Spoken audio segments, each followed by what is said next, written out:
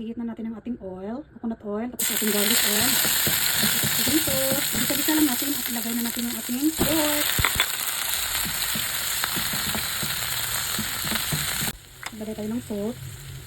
Tapos yung ating cumin na low carb, cumin from Perfect Match. Yan, pampasarap.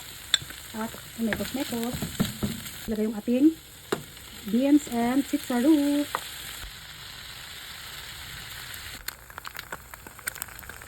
Good morning! This is our low carb meal. May bonito flakes sa taas, kaya gumagalaw pa yan siya. With our sunny side up eggs, round pork with bonito flakes, chicharu, and string beans. That's it!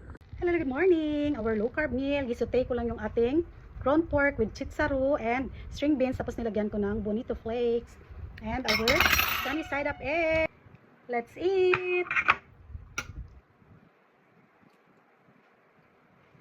Tanadang aton ng mga gasoline, no? So how true na sa wakas, no, nag-declare na gid siya sang emergency nga aton nga the best, you know na. So amo daw to, maubusan na daw ta sang ano, fuel. And also magkaroon daw na brown out. Oh my gosh, amo na ni paglakata sa farm, mananom na ta dito para may kaunon ta. Mayroon ka ng low carb ta. 1 meal a day, tapos hindi ta pa kailangan ang rice. Amit kimalisano kung simple lang inabutang.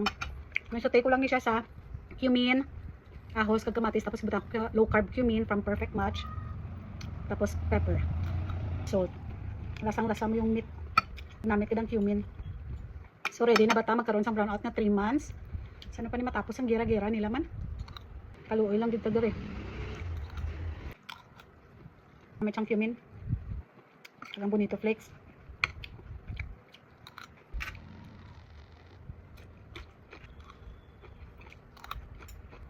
First meal and the last meal of the day. Kay 1 meal a day naman ta.